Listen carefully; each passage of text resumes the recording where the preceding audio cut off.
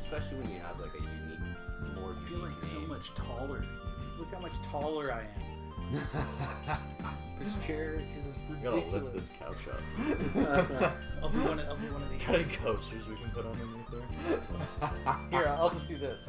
Yeah. Sit on the cube. Sit on the Sit on the cube. Yeah, sit on the cube. Oh no. Colton, It'll be a very sad cube. God, you just look so much smaller. Oh, what are we talking about today? There we go. So Welcome I'm to the just cube. gonna scooch down. Welcome back to Oh another. fuck, this is recording? Yeah, oh yeah, the whole thing. And this is all gonna be in there. Because I don't edit anything. It just goes right to it. Oh, perfect. CreativiSteve and the Gallardist. Today we are featuring an old friend from music days back in Saskatchewan, Yes. also named Colton. Colton G. I can't pronounce your last name. That's why we go with G. Yeah, it's Most but- people can't. Colton has his own podcast that he's been doing for how many years now? About 2.5 now. Ooh, I think I started it October 5th, 2017. Wow. Yeah. And you're at how many episodes approximately? Of like actual episodes, I think we're Yeah. at 94, 95, and then we have like 2 or 3 bonus episodes in there too. Okay. Yeah. And we're at number 4. We got some work to do. Yeah, we should just do one like we should do like 5 a day. We'll run out. No, we won't run out. We wouldn't run out of No. ideas. Like even today we got together at like 10. Marathon. And we just don't stop talking. Marathon, not a sprint, right? Yeah. We just go until we die. Hmm. And that'd be good. But we had a great idea, or Cotton, we'll call you Cotton for today. I'm Cotton. Cotton, so we don't get confused. Cotton had a great idea for the topic. Originality. It's an original topic. Yeah, especially with 2 Coltons in the room. Yes.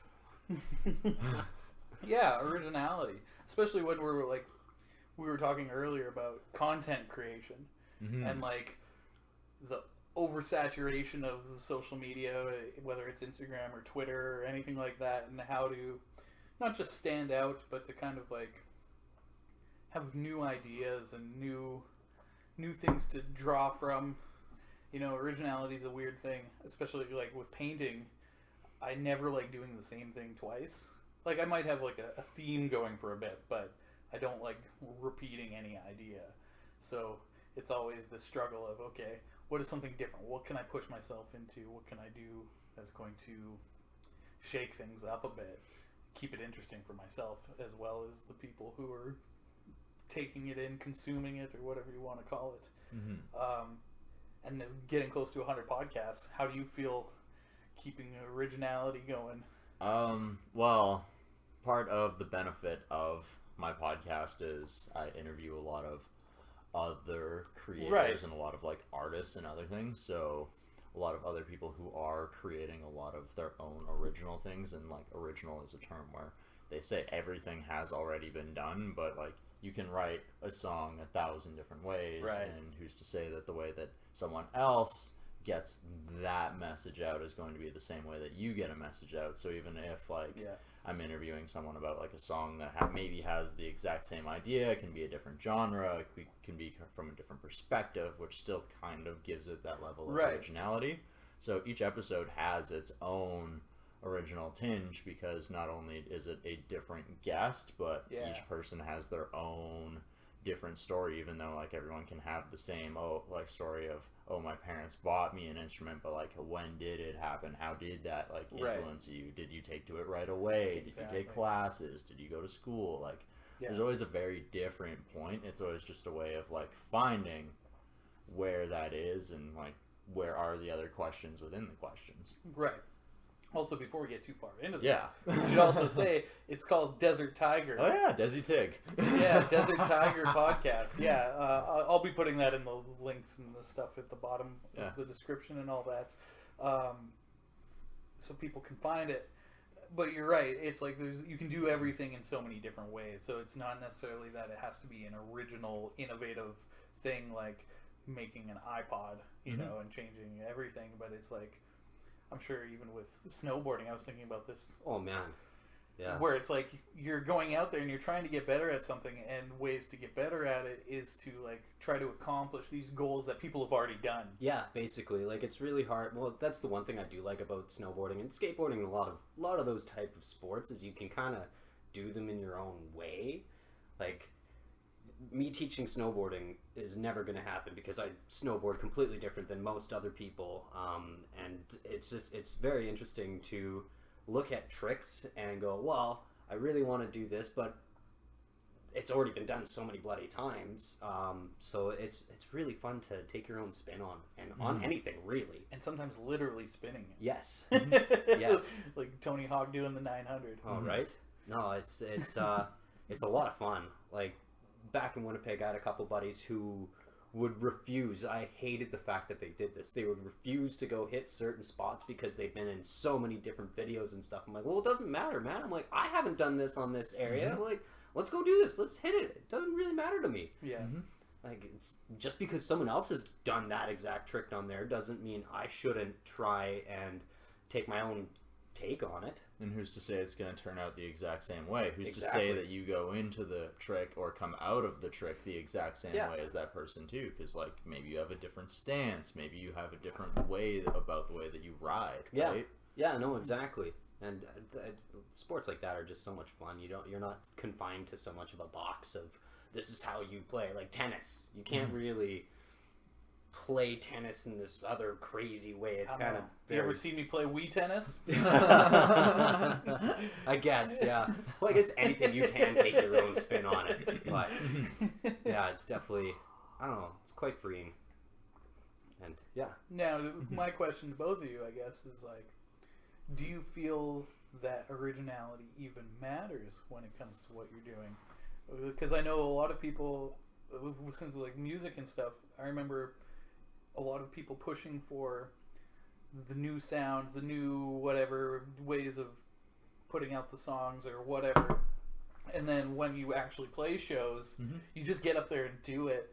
And the ones that hit the most are the ones that are like, I remember covering Taylor Swift's I Still Too Late, Shake It Off. Yeah. And super simple, the chords are basic, and people just loved it. It wasn't something that needed to be original for it to really connect with people. So how do you feel, like, do you feel that you ever just say screw it and go with I don't need to be original today? Yeah. Well, and sometimes it all really depends on where you're drawing from too, because you can look at, you've got classic rock and a lot of like soul music and everything else, and a lot of that was sampled in early 90s hip hop, and a lot of like that music, and then you come to like now with like Bruno Mars, where like funk starts to come back, and like that Michael Jackson sound, and then like you start to get a lot of that other things. Nostalgia is also a really big thing, and like even then, because like instruments have evolved, because writing has evolved, because like the concepts that have become like acceptable within society have evolved. You can do different things with that brand depending on how you do it. And it's even then, like when you're doing a cover, like you can do a cover completely the way you do it, and there's cover bands that do that all the time, and like quite a few of them make pretty good money, like as cover bands, like playing the bar circuit. Like it's not as big as it used to be, but even then, like you can still have, there's room for that as well. Like you don't necessarily always have to be original. Like there's still like the ability to like show respect towards certain people and certain crafts, and even then, like from that, like what your product is going to be is somehow going to be slightly different than what theirs is. So it's like, to worry about being original is like you're gonna drive yourself more crazy than it's like if you take those influences and like you make them your own 100%. And do what you can with it. Fantastic, awesome. But like if you sit there going, well, this reminds me of this, and I don't want to be able like remind me of that. It's like at this point, how many different songs have been written? Exactly. And there's only so many chords. There's only so many notes. There's 12 notes in the scale, and it's like everybody's using the same 12, and it's just a matter of what combination are you putting them in? And if you really think about it, the amount, I actually calculated it out one time because I was trying to show this to my guitar students.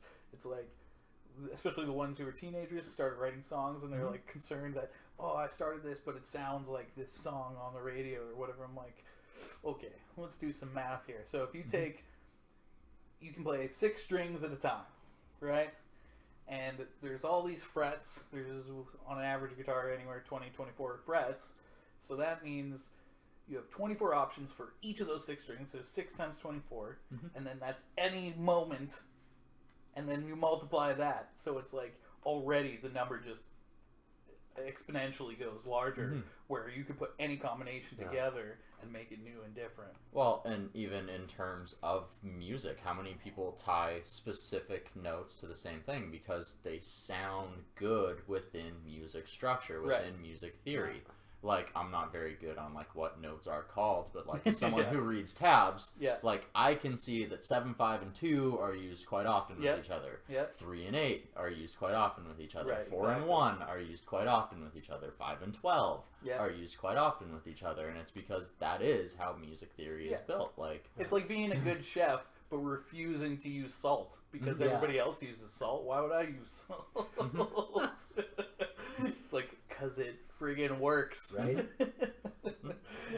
Yeah. Well, it's like, you know, that's the same way as with snowboarding. I look at it, and for the longest time, for a while, it was just kind of the idea of spin to win. If you could get the most rotations in the air, you'll win. And it's kind of reverted back. Like, they have best method contests now. And that's like a staple core trick. Everybody can, well, not everybody, but anybody who's a good snowboarder can do a really nice method. But to win a contest on doing that method alone is huge. And like you were saying before, the nostalgia of something like that is just so amazing. And, you know, that's where creativity comes into an extent on something that's been done a bazillion times, but you just take your own kind of way on it.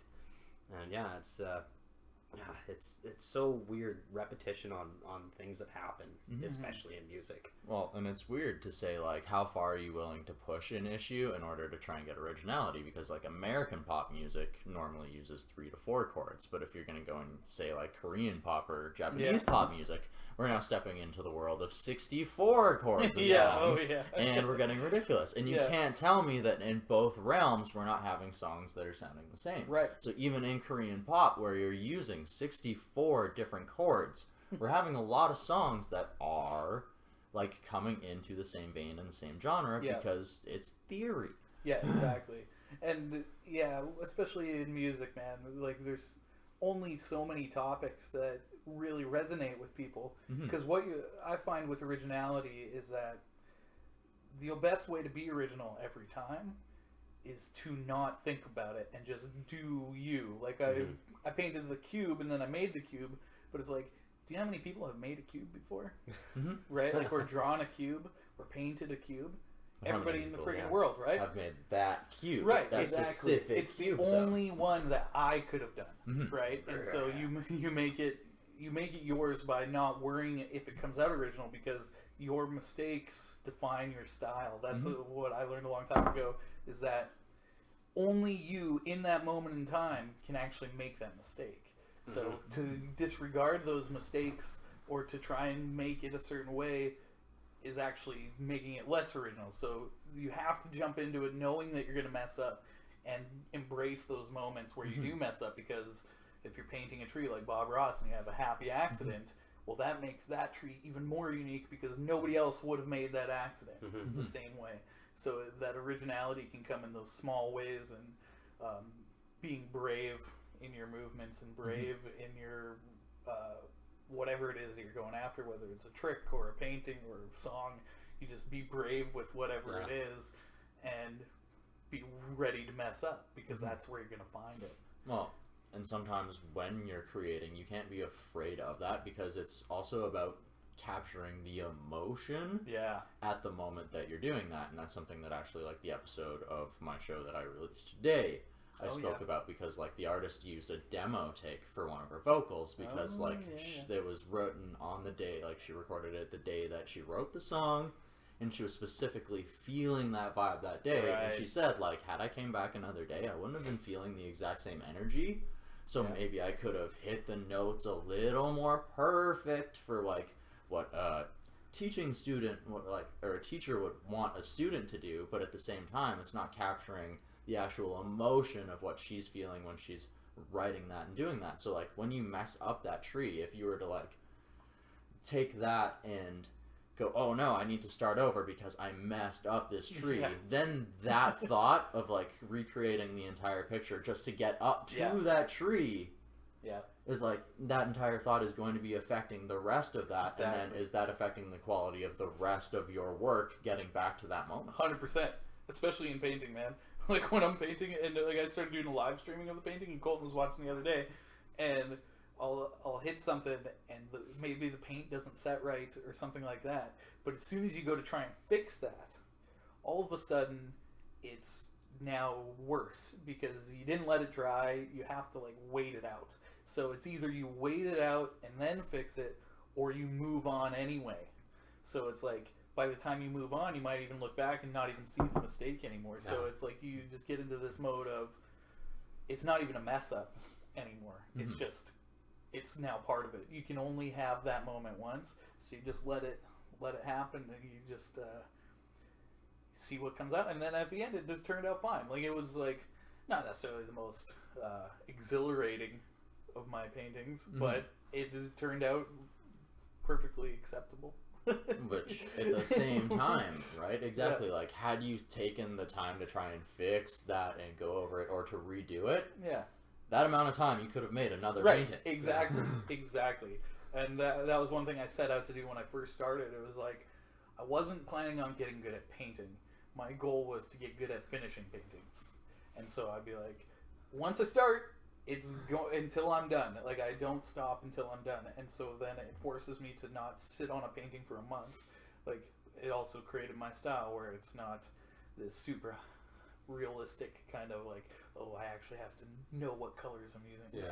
Nah, screw it. I'm only doing it for fun anyway. Mm-hmm. So it works out in your favor in the end. I guess another question that I have from both of you is that when it comes to originality, is there anybody in particular that you see out there that you feel is actually original in any area? Like 100%, my mom. Yeah, she's a clown. Oh. Yeah. And like, you know, the only inspiration I could see that she drew from for like her earlier clowning profession was what's her name from Big Comfy Couch? Luna. Yeah, Lunette. Yeah. Lunette the clown. Like my mom's first clown, Coco the clown, because her name's Kalinda, another unique name. She went as Coco the clown, and like a lot of it was derived from Lunette, and then she went to Inch the clown, which was her longest running clown. And there was some little things that she drew from Lunette, but basically everything else, like. She made a lot of her own skits as a clown, a lot of her own clown jokes and stuff, and it was really interesting because I didn't know how closed the clowning community was until my mom got into it and really got into it. Now she's a circus clown, and so she writes for a clown magazine now too and stuff like that. The clown world is huge, apparently. I know, it's bizarre.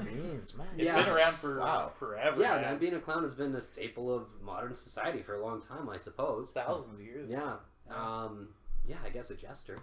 Jesters, and then even back in like ancient Greece, they had like the tragedy and comedy. And True. The clowns have been a thing forever. Yeah. So crazy.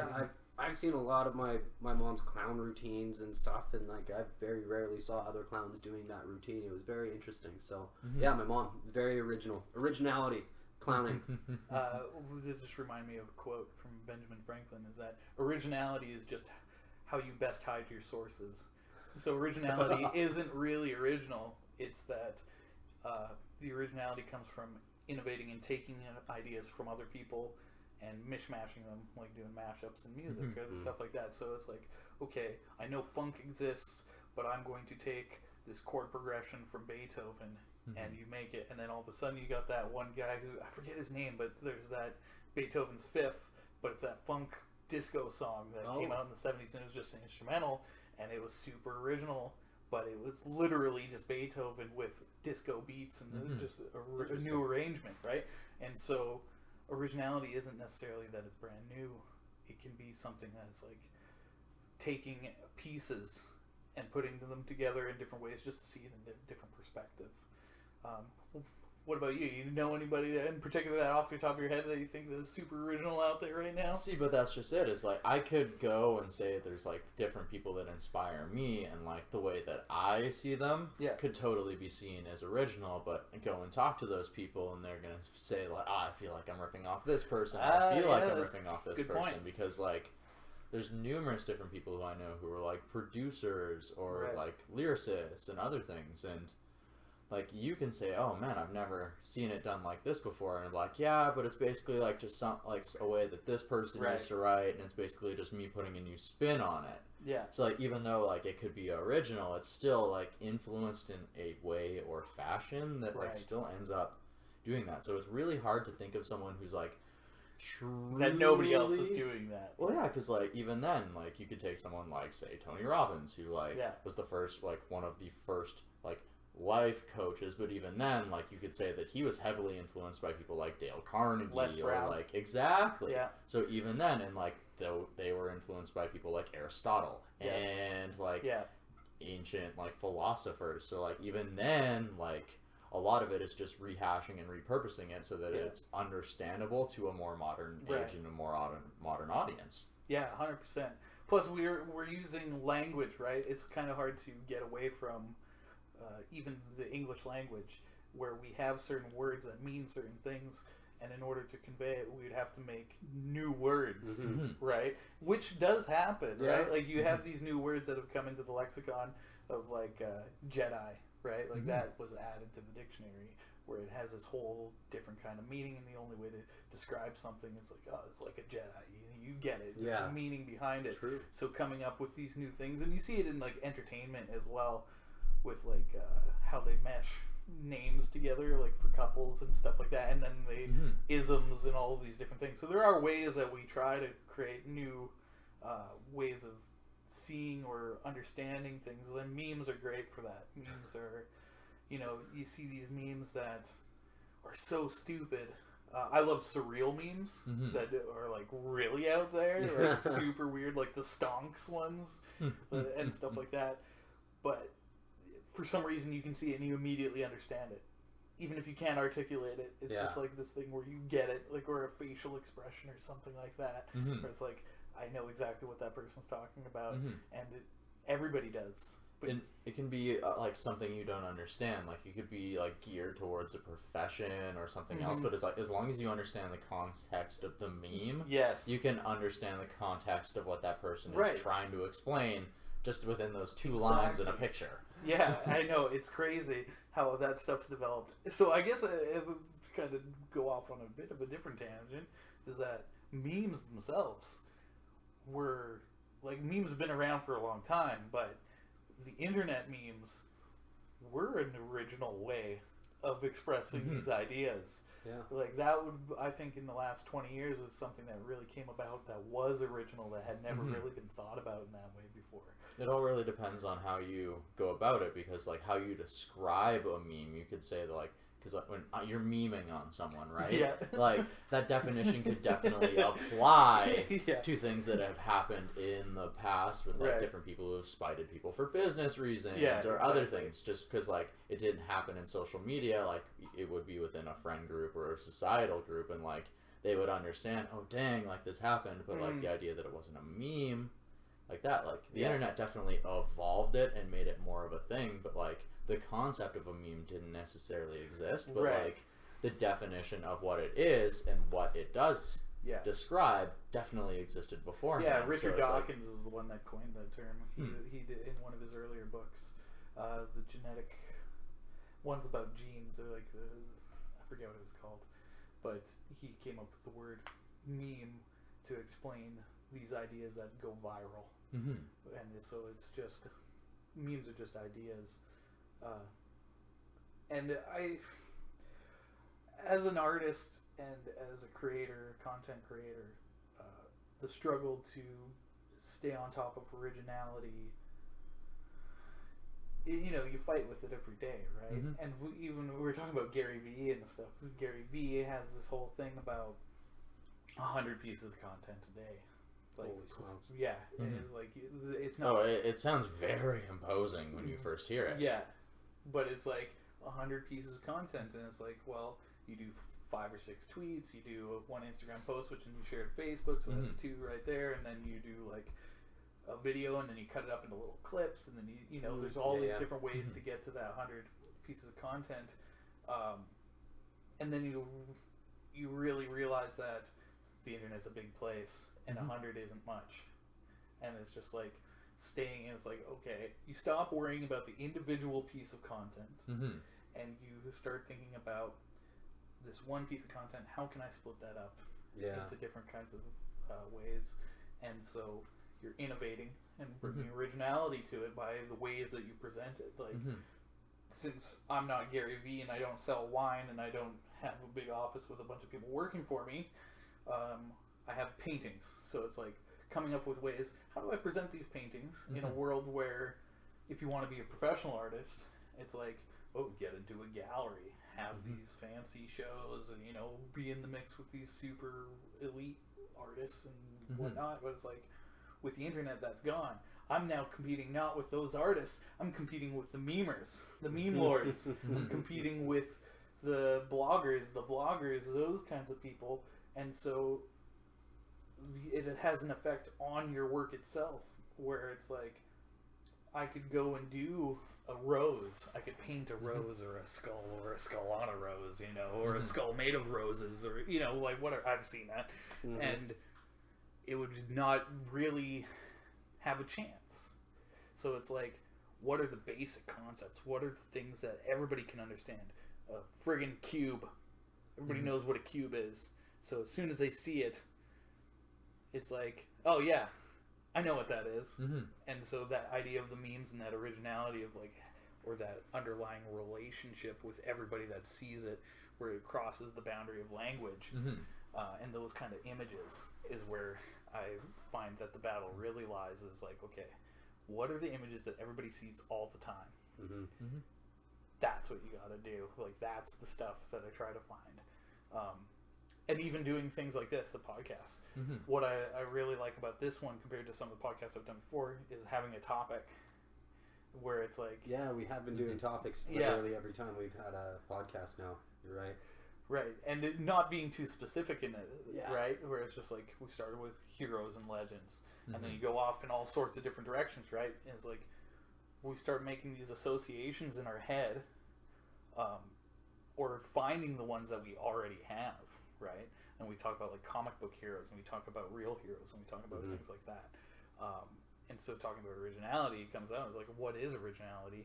And we have to really find those things. It's like, yes, we think about it, but I think a lot of it comes through these conceptual thoughts rather than articulating those thoughts.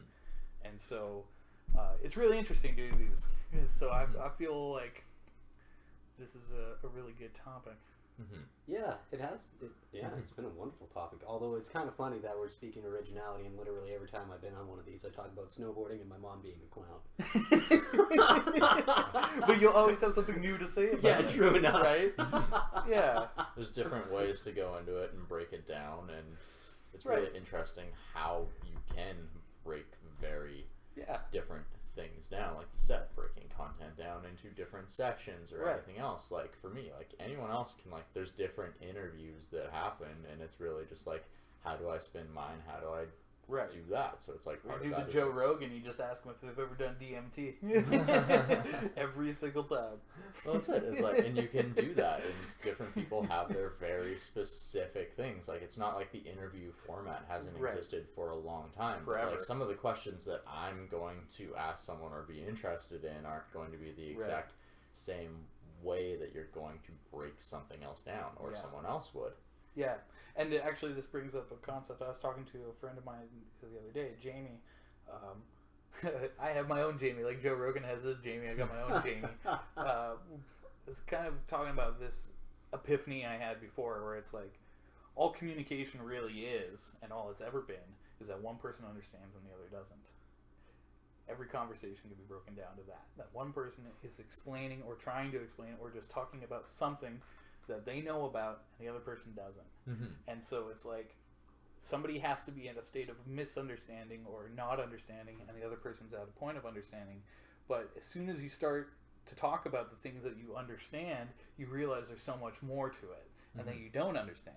And so then this person asks a question, and then all of a sudden you got from the understanding point to not understanding, and it becomes a conversation. Yeah. And so sometimes I feel like it doesn't even really matter what you say. It's like this understanding where if you're in a room full of people, but you know one person across the room, and you catch each other's glances, and then you understand. Yeah. There didn't need to be a conversation because you understand. Mm-hmm. But if you didn't understand, you would have to talk about it. Like, oh man, did you see this? Whatever, right? So it's like conversation is the whole point of it. Doing these podcasts, and that's why I feel like podcasts has become a super popular format. It's because it's these conversations, even if it's about topics that everybody knows or has heard about, but what are the ways that we think about it? Because it's going to be different than somebody else's ways of thinking about it. Like, having met you, and let's go back to the topic of your mom being a clown, because it's a great topic, is that I never was ever associated with anything to do with that, right? But now... Right? How do you meet a clown? Right. Most of them are in character when you meet them. Exactly. And so it's such a strange world, right? Where it's a bizarre world. Yeah, and even them. Yeah. Because each one of them is struggling with the battle of being original. Mm-hmm. Right? Oh, yeah. Well, it's actually really interesting. Like, some funny clown facts. To be a professional clown in Canada, one of the real good requirements is to go to Medicine Hat, Alberta, and actually go to clown college. Oh, that's legitimate. Yeah, it's a real thing. What? Yeah, it's a legitimate thing. My mom went, and then she taught for a couple of years. Like, you get, papers. Shit. Yeah. Oh, yeah. God, I gotta do this. It's hilarious, right? I gotta do this. And then you also figure out your clown face. And once you do, you actually register that clown face, and they'll be like, okay, people can't exactly copy that clown like people do, obviously. Yeah. But they try not to. Off the record. Yeah, it's so interesting. Like, the clown world is bizarre. I had a friend of mine, Tyler Golombiski. I didn't know that his mom was a clown, but I knew her as a clown, all the time. She'd come over to our house and do skits with my mom and practice there because they clowned together all the time. And I found out one day when I was sitting in class, Tyler came up to me. He's like, yo, he said, I know your mom. I'm like, cool. He's like, no, I know your mom. I was like, oh, how do you know? He's like, my mom's Ellie Maybe. I was like, are you serious? I'm like, your mom's Ellie Maybe. Our moms are clowns. Oh my god. It was like the conversation you said, you look across from the room and you're just like, there's an understanding. Yeah, exactly. You know what it's like to live in a house full of balloons. Yeah. And you can't even, it's hard to even describe, right? But you just have that understanding that you both don't know. Yeah. I have no idea what's going on. Yeah. Oh man. And neither do I. Great. Has your mom ever watched the podcast? Because we talk about her a lot. Every single one. Every single one. Yeah. Perfect. Okay, good. Oh, that's fantastic. Fuck yeah, man. Yeah, I think that. Oh, I was gonna say, what's the name of this girl that you just interviewed? Noah. Yeah, N-O-A. N-O-A. Yeah. Okay, sweet. I'll have to take a look at that. Talking about conversations and stuff like that, just already, even doing this, and now I know her stuff, now I can go find it. Yeah. Right? And through the live stream the other day, that Candace was watching, and then she was like, oh, do you know Jolene Mackey? And I was like, I do. And then, so that started again. So it just spreads these ideas of other people and what they're creating. And I think that we need more of that. There's a Netflix documentary. It's like Echoes in the Canyon or something like this, but it's about the 1960s California hippie musicians like Buffalo Springfield, so Neil Young and those people, and then Crosby, Stills and Nash and all that kind of stuff. Those groups, and how all they were doing was getting together and creating. So they would just show up at each other's houses and hey, check out the song I'm writing, and they were all collaborating on things. So it wasn't just one band, which I find when back in the day playing, is like people would just be so isolated in their stuff. Crazy. Yeah. How the music world has built this conception that like songwriters and having songwriters and collaborators is this big no-no, and it's this big bad thing. And I'll admit, I used to be of the same mindset. Too, yeah. And then once you start getting into it and you start writing with the exact same people, it's like, you know what? It'd be nice to have a different opinion on how to maybe break out of this transition, or how to go into a next part, or because sometimes it's nice to have that other person and some fresh blood. You don't have to like, just because you write one song with another person doesn't mean that you're gonna go and create a new project with them. Right. It's going to affect your other band, and that's another thing that a lot of musicians get really upset about too. It's just like, oh no, my drummer or my guitarist is working with other people, and this is supposed to be my person, and what if we end up touring and everything else? And it's like, or they could end up working in a different style.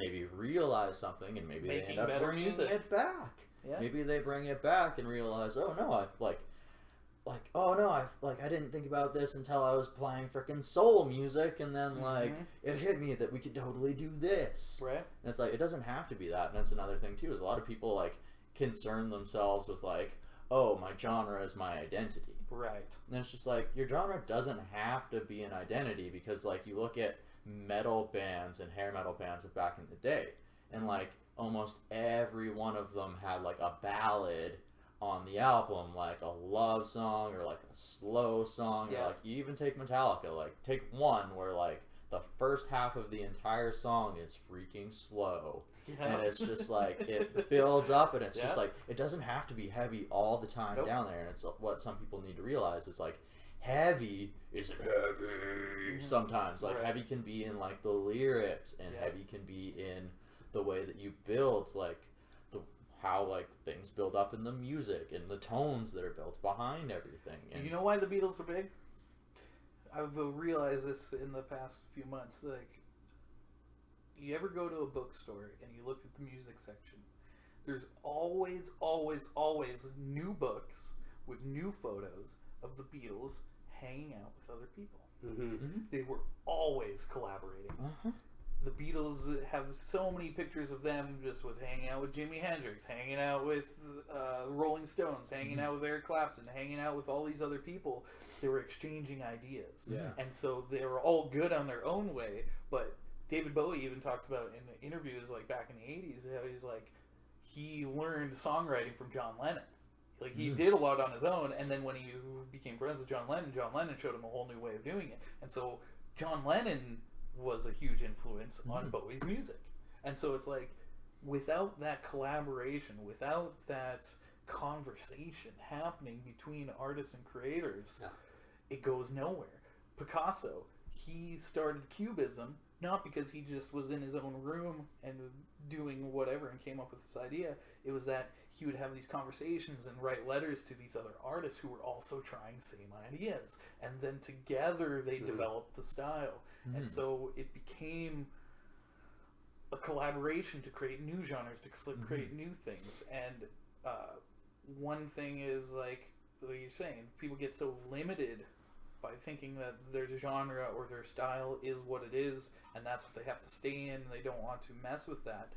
But that's where they hit a wall, where it's like, they might continue to do it, but the wall that they create is this lack of originality, because they're afraid of the unknown, afraid that they might learn or be influenced by somebody else. That's like, no, that's what I want. That's why I like bringing on people that do the same things that I do, or different things that I do, because then I have to go back and I have to recalculate and I have to look at all the things that I'm doing. It's like, am I doing this the best way, or am I doing this just because I think it's the best way? Is this like, what can I change or try out? Maybe I'll be like, I was never a painter. Okay, I was always a musician. That was my thing. I was going to be a super famous guitarist. That was my thing. Practice guitar constantly, all the time. And I didn't even bother doing much of else. But as soon as I got into painting, I was like, oh, I didn't even know I could do this. And then it kind of took over. It was like, you don't even know what you might be good at. Right? Like trying something else. Maybe you do trance music all the time, but all of a sudden you do a jazz thing, and that jazz is better than anything you've ever made in that thing. But being afraid to take those steps into new territory will limit your originality, and it'll limit what you can be capable of doing. It also limits possibly your understanding of yourself, because like we said, we met through music. Yep. Your band was very much different from my band. Yep. But like they played shows together, and like I almost didn't even join Alien because like before I joined Alien, I was a metalhead, and it was like pop punk. No, it's got to be heavy, man. If it doesn't have double beats, like it's always the funniest thing out about of it, brother, out of it, man. Yeah. Exactly, right? Like, it's gotta be intense, it's gotta be heavy, it's gotta bam. Even though, like, I listened to pop-punk music, like, before I got into metal, like, I progressed into metal, and it's like, oh, this is the stuff. And then, like, This is it, man. and then it's just it. It's like, I went with one jam with them, and then they had one guitarist originally who was like, this guy's way too much of a metalhead, we can't work with him. And then Colby ends up calling me a year later, and he's like, look, we've got a new crew going on, and, like, everything's different. Like, I want you to come out and try it out. Yeah. And it's like, I don't know, man. Like, I told you a year ago, and, like, we tried it a year ago. Like, I'm still that heavy person. Yeah. Tried one jam with them, immediately caught on to, like, 3 of their songs, and it was just like, hey, man, you fit perfectly. And I was like, actually, no, this is really fun. Let's do this. Yeah, let's go. Yeah, exactly. And it can happen so quickly. And I know we talked about it before with even, like, bringing in new people that haven't done things before. Like, you're talking about with snowboarding, and you're, like, getting people to ride into things that they haven't done before, right? Being that catalyst. And I think being a catalyst for other people can inspire and motivate yourself, because you start to see where you were at when you first started things, right? And it's like, oh, yes, I haven't done that in a while. I should go back to doing that. And then you kind of become your own catalyst through being a catalyst for other people. Yeah, man. What are we sitting at a time here? 42. 42. The answer to the life, universe, and everything. It's a sign. So I think at this point, is there anything that you have coming up that you want to talk about, that you want to put out there for people to see if they make it this far? First, I want to leave off on one more thing about originality. 100%. And then, so, one thing that I found about originality is someone who was definitely, like, took until he was 25 to actually join a band and do other things, and was, like, super paranoid about putting himself out there in, like, content sense. Is, like, I learned this while dealing with, like, mental illness and mental health, is, like, having, like, PTSD. Like, nobody can have the exact same experience that I have. Right. But there's 1,000 other people that have PST. There's hundreds of thousands of other people that have PST or PTSD. Yeah. But it's just it's like, but they don't have my experience. So that, like, even though mine is an original in some way, it's like, it still has, like, a community. So it's just like, that's one thing that helped me learn originality, is like, no matter where someone's at, or if someone's doing the exact same way, the path that brought them to that moment is completely different, and where they're going to go from that moment, and where that 100%. Moment is going to lead them is not the exact same place that I'm going. So I feel that, like, the thought of originality and, like, ourselves beating each other up and like, for the pursuit of originality is part of that mental illness of trying to be unique. But at the same time, like I said before, if you try and fight that, you're gonna just beat yourself up even more. And if you put out that content, it's like, it's as easy as saying, oh, you should speak about it, but it's more than just speaking about it, because it's like, once you actually get out there, like, you can inspire other people to do things, and it's more than just, like, sharing your own story, and, like, it all adds up into each other. The way I put it to my students is that there's a wall. Everybody has this wall that's in front of them, and you're just bashing your head against this wall. It's like, I can't, whatever, something's going on. And then when they take a step back and they realize that they are the wall, and that there never really was a boundary. See, that's it. It's like, for me, I had to almost lose my life to realize that it isn't as difficult as it actually is. Right. And then I had to join a band. it took breaking my wrist and losing the ability to play in a band to realize that maybe I wanted to progress into a podcast. Before that, I never would have thought of myself as the possibility of being a behind the microphone talent, is being someone who could possibly interview someone. And if it wouldn't have been for the band, I wouldn't have ended up there. Exactly. The paths. Exactly. The universe just opening up doorways and windows. And that's one beautiful thing about Tigers, and that's one thing about every episode. No tiger has the exact same stripes, just like no human being has the exact same fingerprints. Exactly. So at the end of the day, if the thing you're doing is the same as someone else, great. You're still unique in your own enterprise because you are yourself. Exactly. Yeah, literally just be true to yourself because no one is exactly the same. It's very easy to be you. Well, sort of. A lot of people struggle with that, but being you is your best way to be original. It absolutely 100%. is. Yeah. It absolutely is. So, long way around of things that I'm doing. Constantly releasing episodes of Desert Tiger. The podcast is going to continue going strong. I plan on going to Canadian Music Week in Toronto in May, so hopefully going to knock out a ton of stuff for that. Yeah, definitely. Recently started a vlog, trying to add more of an aspect and try and take people a little bit more behind the scenes, because that's one thing of the podcast, is like, I'm always interviewing other talent, and like 80% of the episode is like focused on that individual. Like 5% of that episode is their songs, and then like maybe 15% of the episode you're hearing my voice talking about other things. For that 15%, I'm also talking about the other person. So the vlog is a way of like helping people see behind mine, because the voice you hear the most in all of that is my voice, but the person you know the least about in all of that is me. So it's like, I've added the vlog to sort of just take people behind the scenes and actually see like what is going on, because like I'll get messages on Instagram all the time. It's like, oh, your life looks very balling and like all this other stuff, and it's like, my life is mostly like listening and taking down notes and studying and researching. But it's like, at the end of the day, like, does it afford me some really cool opportunities? Yes. But I've fought for those opportunities, and I will continue to fight for those opportunities. And it's like, I also plan on releasing some music in this year in 2020. That was one thing, is like when I joined Alien, they had already recorded their EP. So I didn't get to take a part of that, but I got to help them release it. I got to be a part of the entire hype. I got to tour with them. I actually ended up taking on quite a bit of the business aspects of the band for something that wasn't actually like my full baby. So it's like, after shattering my wrist and taking years off and focusing on other people's art for a few years, I feel that it's really time that I take some of that energy for myself as well. Sweet, man. That's good. I look forward to all of it. You got to send me all whatever links and stuff. We'll try to get as much of that out there on this, in the YouTube description, I think. And then, and I'll share some more stuff on the Instagram and all that. Awesome. So, for those of you who followed along all the way, thank you for making it to the end. Yes.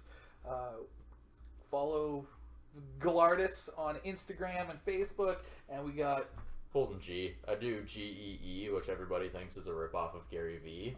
But it's because Madden and every other EA Sports game wouldn't fit my last name onto the back of a jersey. So I just had to go G-E-E, because putting one letter looks very, very stupid. It's great. See, it's an innovation. Good. Alright guys, that's another episode of CreativeSteve and the Gallardist featuring Colton G. And we'll catch you later. Woo!